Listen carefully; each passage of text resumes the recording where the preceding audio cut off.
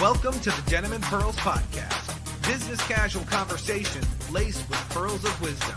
Casual, authentic, unscripted dialogue about life, work, and entrepreneurship with the perfect blend of laughter and seriousness. Pull up a chair, kick back, and lean in as we welcome your hosts, Michelle Ross and Brian Swanson.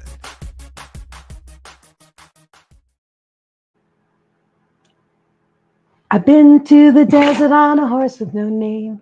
Felt good to get out of the rain. I figured I'd let you have that one. Hi, my name is Dr. Michelle Ross. And I'm Brian Swanson. We are Denim and Pearls. We are business casual. With pearls of wisdom. From the porch. From the poach. The porch. We back on the poach. We're back on the porch because we're out of the desert. Yeah, we haven't I haven't published that video yet of us on the sand dunes.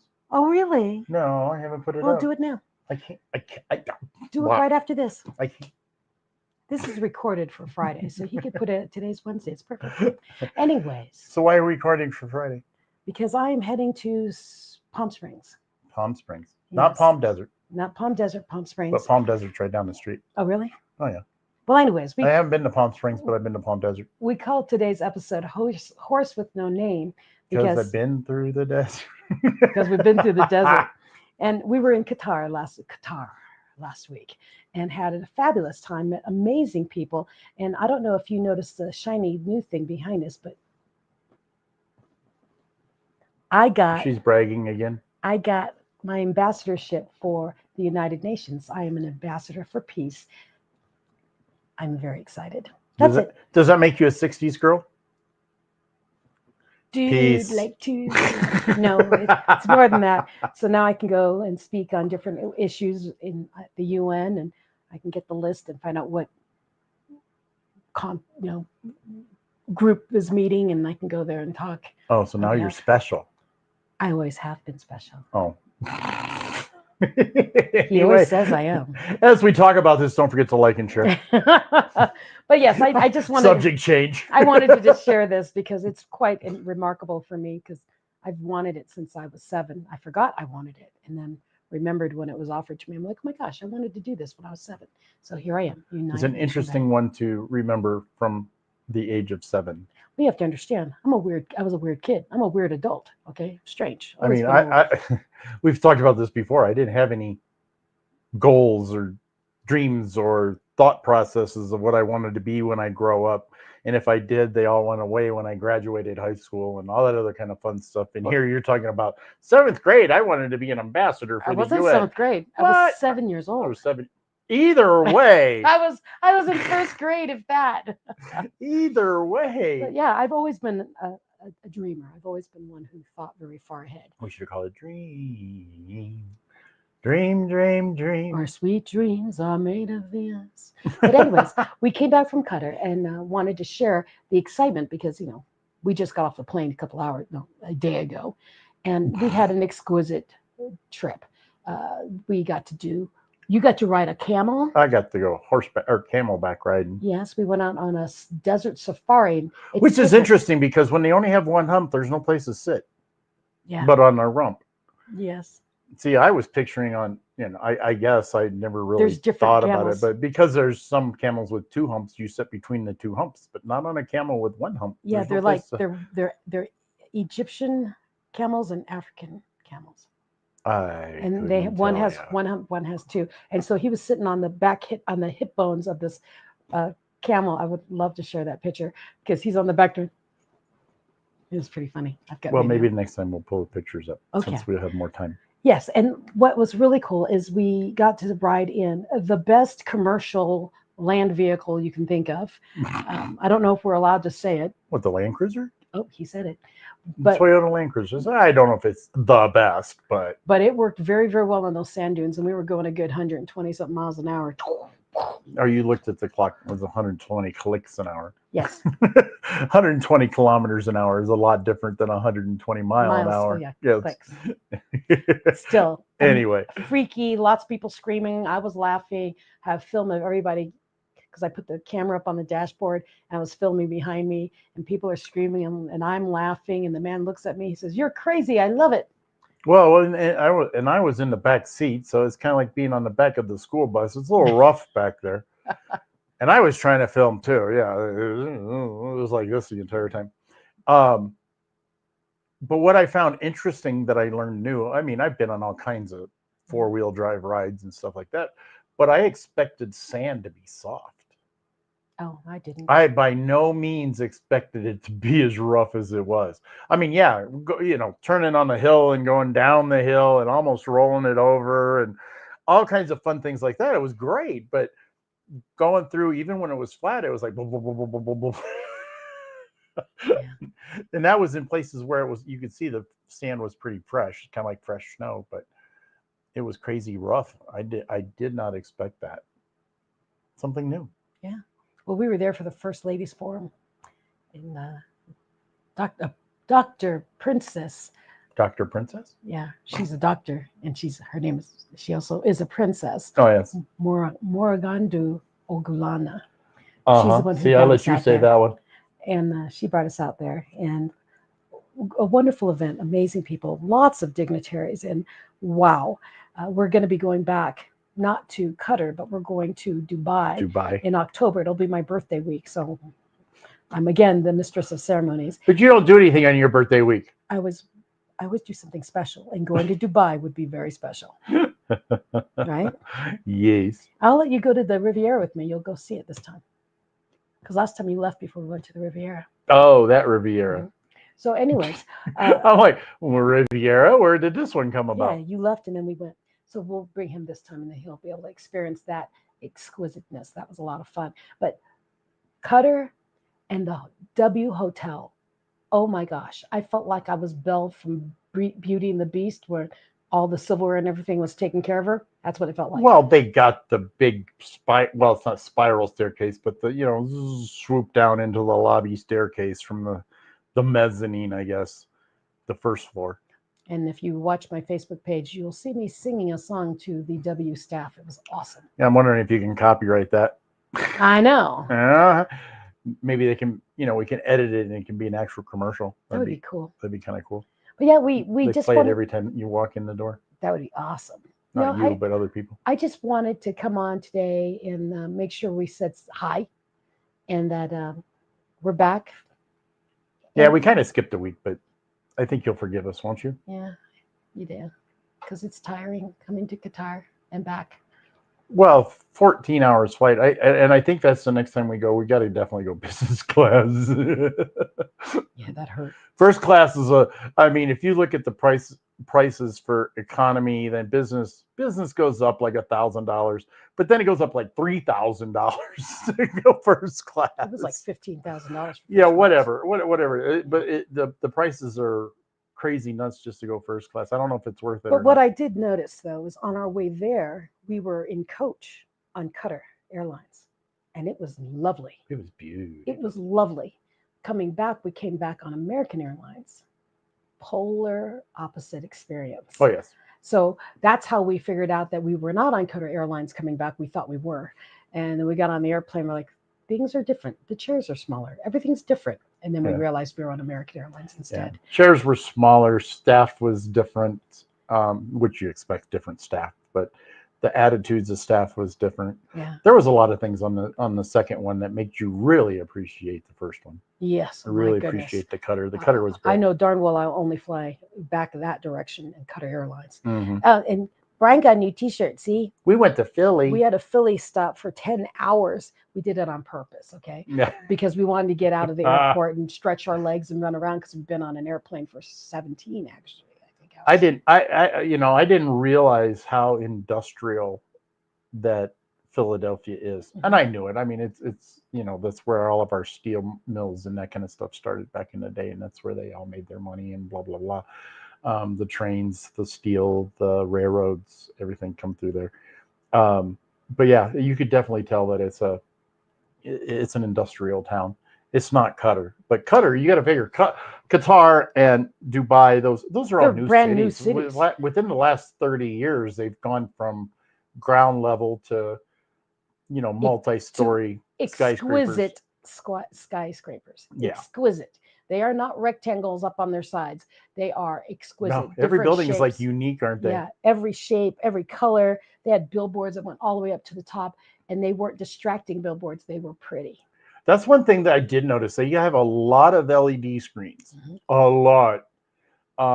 Even when we went to the museum, it was kind of it was really crazy. I didn't ever expect it. You know, you go to a museum, it's like a really boring, and here's a piece of pottery, and this tells you about it. And yes, they can be interesting, but this, what they did with the Museum of Art, the National Museum of Qatar, was they did not only the stagnant stuff, the neat things to look at, but then they had videos across walls that were, I mean, those were what, 60 feet in the air? Yeah, they're huge. 60 feet high. There was an interactive TV that was just... Oh, the interactive TV was amazing. I felt like I was in Star Trek.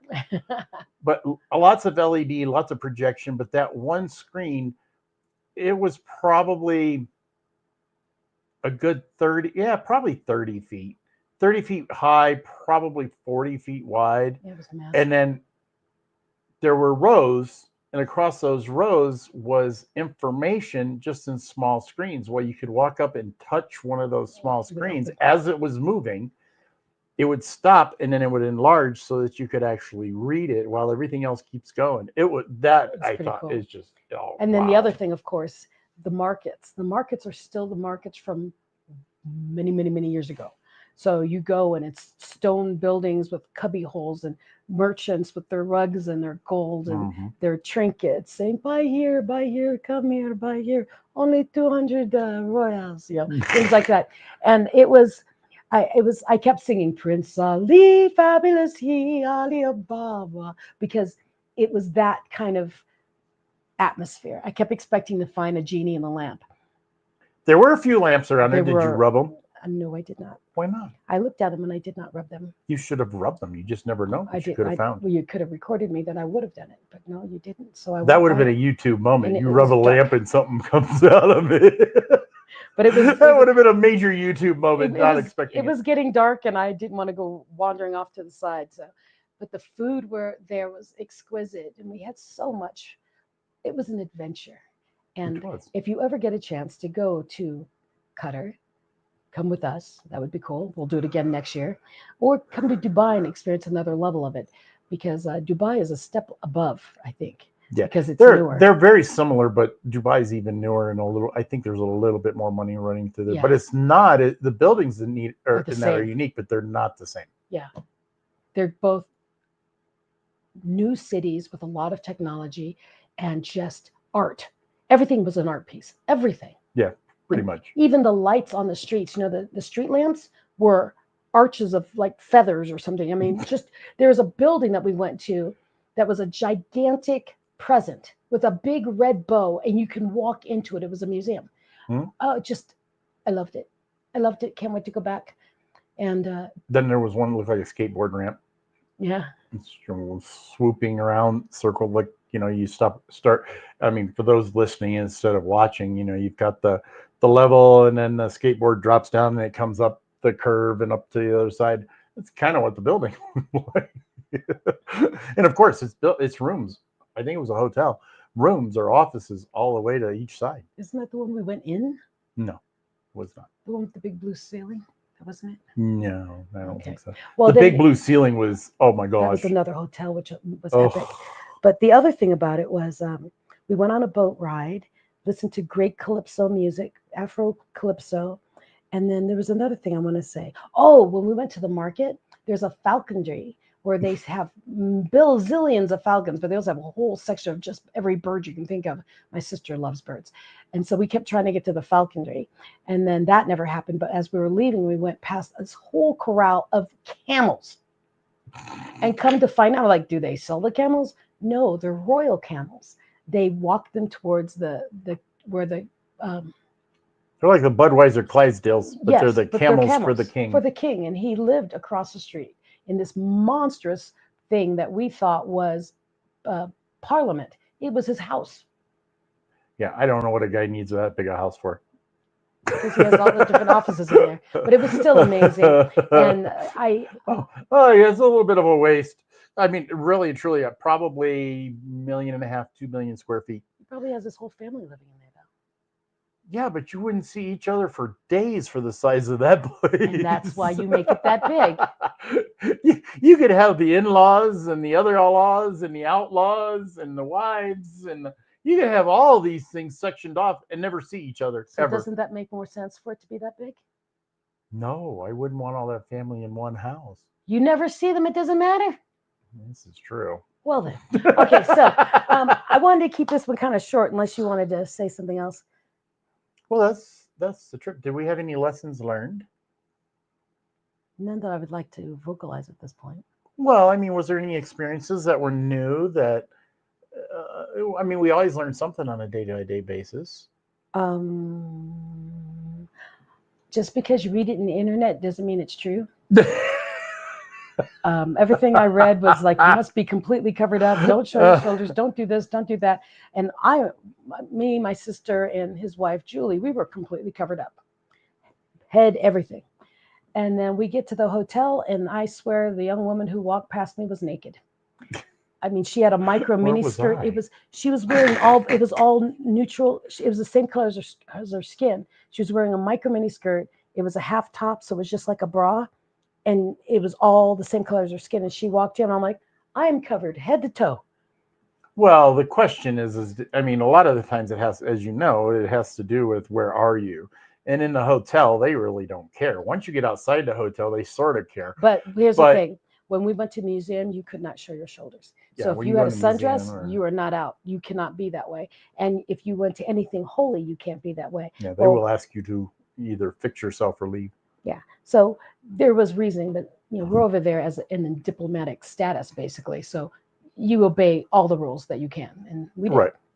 Yeah, it's a little more westernized. Now, if you get back outside of the city and stuff, I'm sure that it would be a little bit more stricter. But being in the city, it's a little more westernized. Well, and my thing is, if you are visiting another country and they have different dress codes than you do, just because you can doesn't mean you should. Just because you can dress the way you want to doesn't mean you should. You've got to think there are women who have never shown past their eyes there. Okay. So for you to come in with short booty shorts and just a bra and boobs hanging out, that they can handle that. That's a lot of skin for them. I mean, they don't even see that much skin on their own family. Okay. So be a little considerate when you go across the ocean, and just think the men don't see women that are not married to them like that either. So to see a foreigner just walk around in their eyes half naked, in their eyes naked, give them some respect and help raise the level of what people think of Americans. We're not all just out there taking care of ourselves and worrying about ourselves, that we actually look at other cultures and respect them. Well, I mean, they teach you that in the military too. When you go to a foreign country, you've got to respect their laws, and their traditions are as close as possible. Now, many places that are Americanized, if you will, they'll understand, but they'll correct you. And it's not that big of a deal as long as you correct yourself. It's when you get abstinent or whatever about certain things. But in the military, you also want to blend in. You don't want to draw attention to yourself. Well, in that country, running around in booty shorts, as you put it, is probably an attention getter. It's a little too much. Yeah. So remember where you go to dress appropriately. We're not saying you have to be completely all bundled up and everything, but be respectful to the culture. Yeah. And then they will also respect you as much. And my thought was, when we were there, is, these poor men. I mean, they're not used to seeing that much skin, and these women were all over the place. But the other thing about it was, where did we go? Oh, I can't remember what we did. But anyways, doesn't matter. It doesn't matter. We had a wonderful time. Lesson learned is, just because it says it on the internet doesn't mean it's true, but take in consideration where you're going. And then the other lesson learned was, when you're going onto a boat, make sure the bridge from the ground to the boat is in the right direction, because it was not hooked up, and we walked across it and then realized that thing was not hooked up. I mean, it could have flipped. We survived. Yeah, we all survived, but still. We survived. We went on a nice little, I call it a Chinese junket is what it looks like, but just a flat boat, and you can hang out, and it's got a little canopy over one area and stuff. So if it rains, you can jump. And then all the lights, the LED lights everywhere, and they just cruised around the harbor and took pictures of the skyline at night. It was beautiful. Yeah, because all the buildings are lit up LED wise. Did you have any lessons learned? I don't know. I asked a question when I didn't know an answer. But I was just, because we always learn little things along the way. I don't think I had anything that jumped out. He learned that he can't eat a lot of things that are at a buffet. At the moment. I'm getting better. My teeth, as you can see, I actually have them. And they don't hurt like they used to, but I'm getting used to them. But that's a whole nother subject. Ooh, Nashard. I never did get to say goodbye to him, but he was the one who was orchestrating all of that at the W. He was just a really amazing guy. Yeah, well, all of the guys, or all of the people at the W were amazing. Every freaking one of them. It was service like if you've never been outside of the United States, it was service that you never see in the States. I haven't seen anywhere else, actually. Well, I have. But Nashard he was the main guy. He was the one orchestrating everything. So he was the main person. And he came up to us at breakfast the first day. Yeah, first day. And he was always behind the scenes and everything. But every one of his people were on top. And then after I sang that W song impromptu to everybody, everyone in that hotel knew who I was after that because they shared it on their private line. And then I think one that's worth bringing up is His Excellency Farhat. I think is what his name was, Farhat. I can't spell it, but he was amazing. Yeah. It's just like anything else. If you have celebrities, and over there they have a lot of royalty, a lot of His Excellencies, and they have all of these titles that we don't have here in the States. But they also walk around like celebrities. And to have this guy who was amazing, he wanted to party, he wanted to dance, he wanted to have conversation with you, he wanted to share his socials with you because their socials are a little different in some areas. He was just amazing, and you would never think that he's His Excellency. You have to do that. He really is. Well, I mean, using air quotes on that because for Americans. You wouldn't think that he had a title like that, but he was a doctor and blah, blah, blah, blah. But very well respected. And like I said, like a celebrity, but he was a cool celebrity. He was excellent. His Excellency was excellent. Yeah, he's a cool man. So that was fun because he was really actually engaged and, engaged is probably the best word for it, in the show. In what we were doing, in what you guys were doing, actually, the first women's forum, he was into it. He was understanding it. He was willing to talk about it and share ideas. He's very into the arts and to that kind of world. So he was also very connected with the art world, but with the women. And you do not need to be empowered. You already are empowered. You're rediscovering who you are. Yes. Yep. I like that. Yeah, so he was cool. He was probably one of the most favorites. Well, and then there was the French man. Oh, I just forgot his name. But Pierre. He also was His Excellency. He was always with the fedora. Yeah. I didn't get to actually chat with him. I have his name saved. But anyways. Yeah, he was cool too. From what from a distance I could tell. Well, he was on the boat with us too. He was awesome. Yeah, I didn't get an actual chance to. And then we had a mayor there. Oh yeah, mayor from Georgia. Alexandra. She was cool too. Yeah. There was a lot of cool people. I mean, everybody was cool, respectful, neat, new to learn. And the thing is, everyone was from a different part of the world with a different specialty. Everybody was from everywhere. And that's what the beauty of these events are. So if you ever want to join us, I mean, we really are going to Dubai next. And then I had a long chat with Farine, who was amazing. Yeah, Farine the artist. She's an artist who all of her art she puts together with jewels. So if you have a field of green, it's emeralds that she builds it with. I'm like, wow, the connections she must have to put these things together. And then now she wants to, do you remember what the museum that she wanted to put together is? She's not talking about it yet. Oh, well, she was putting something together. I know that. She's putting it together, but we're not talking about that yet. It was just the stuff that, and the people and what they're doing is amazing. I don't know any other words because of all the people that have accomplished this or accomplished that or putting this organization together or that organization. A a lot of A-types. Yes.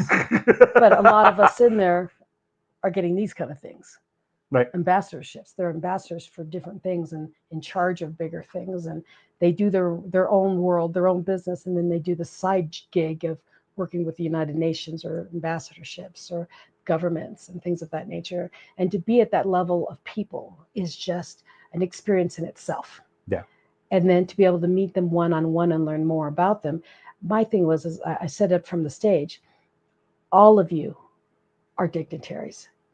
Title or no title, all of you are dignitaries. By just being in that room, we were all representing something. Mm-hmm. It's just cool. Anyways, I'll just keep preaching about that, so I won't. All right, so coming up soon. Not so Minicon, May 24th. That's coming quick. Boy, I changed subjects really quickly there, but May 24th, coming up quick. Got, I can't remember his name because I just got his name yesterday. He's a podcaster, or not podcaster, cosplayer that works with your daughter. Oh yeah, he does. And I forgot his name right off the top of my head. I haven't met him yet. Cool. So. He's really sweet, and but he's going to come be our costumes. One of our cosplay highlight. Yeah. And he's got some really cool socials and the amount of people on his socials and stuff like that. He's got some really good costumes and stuff. He's got great masks. Cosplay. Because he was going to make me a mask. I'm like, don't go through all that trouble for me. He goes, I'll make you a Catwoman mask. That you could. That I'll take. But anyways. He's not your just ordinary cosplayer. He's top notch. Yeah, he's pretty exciting. Anything else? I don't think so. Yeah, I can't think of anything out here. Any pearls of wisdom? Do not eat yellow sand.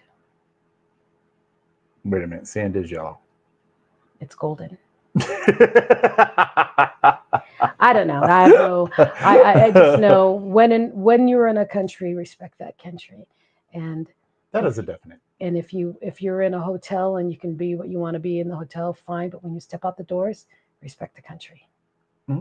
That's well, you should respect them even in the hotel. You know. No, I'm saying clothing wise. Yeah. I'm not talking about all the other things. In the hotel, people think they're in the hotel. Just go ahead, do whatever you want. It's a little my space. No, you can do what you want in the hotel. But that was the other thing in the hotel. We couldn't bring a drink from one bar to the other bar. That was weird. The alcohol could not travel in common spaces. That to me was unusual because most places that I've ever been to, you can go anywhere in the hotel. Yeah. And if you asked for a drink, they would definitively deliver it to your room, but you could not carry it with you. You could not carry alcohol in common space. Yeah. And so I don't know if it's because of a licensing or if it's just an understanding with the hotel. I don't know. I think it's the religion too. You don't want to hurt, cross-contaminating, offend, things like that. And then a lot of the drinks we had there were mocktails. So they look like a pina colada, but they weren't a pina colada, things like that. And you really didn't miss it. It's really interesting. But anyways, that's so anyhow, it was a great time in Qatar. Remember, he said Qatar. Mm-hmm. Qatar. Have a great day, everybody. My name is Dr. Michelle Moras. So today's Pearls of Wisdom is how to say the word Qatar. No, the pearl of wisdom is when you're in a country, respect the country. But my name is Dr. Michelle Moras. And I'm Brian Swanson. We are Denman Pearls. We're business casual with pearls of wisdom from the porch. And we're back from Qatar.